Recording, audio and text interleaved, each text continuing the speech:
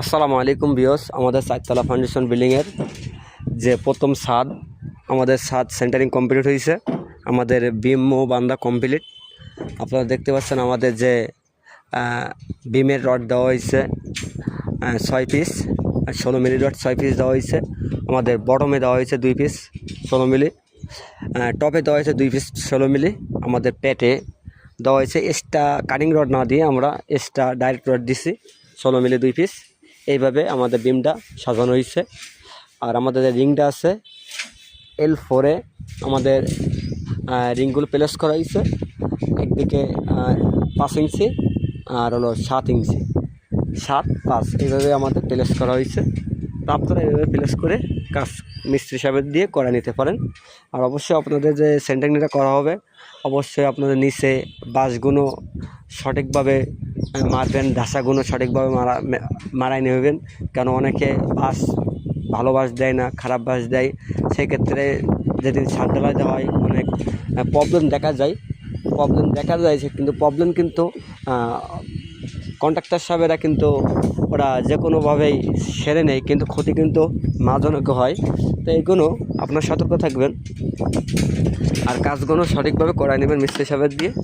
তাহলে আপনাদের কেন এই সেন্টারিংয়ে যদি ভালো না হয় তা কিন্তু আমরা ছাদতলায় কিন্তু নিচে একা হবে, সোজা হবে না। সেভাবে আপনারা সুন্দরভাবে কাজগুলো করাই নেবেন। আর একটা জিনিস সবসময় জন্য যে আমাদের বিমের বানগুলো অনেক টাইট করে টান করে দেওয়াই নেবেন। অনেকে যেমন তেমন বান দিয়ে দেয়, এক্ষেত্রে রিংগুলো নড়ায়। আপনারা দেখতে পাচ্ছেন আমাদের কিন্তু রিংগুলো অনেক টাইট। আমরা কিন্তু আপনাদের হাত দিয়ে নাড়ায়ও দেখাচ্ছি। তা এইভাবে আপনারাও চেক দিয়ে কাজ করায় নেবেন। আর আমাদের কাজ কোয়ালিটিটা কেমন হয়েছে অবশ্যই আপনারা আমাদের মতামত জানাবেন। সেই ক্ষেত্রে আমাদের একটু বুঝতে সুবিধা হবে। আর আপনাদের কাজ কেমন লাগতেছে সেগুলো আমাদের জানাবেন, তাহলে সেইভাবে আমরা সামনে আগাইব।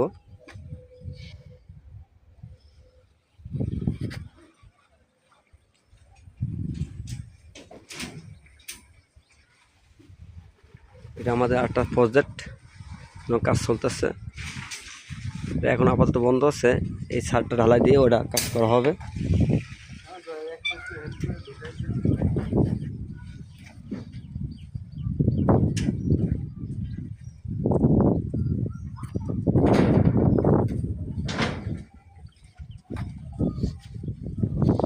আপনারা আসেন, কই আপনি কি কই গেছেন?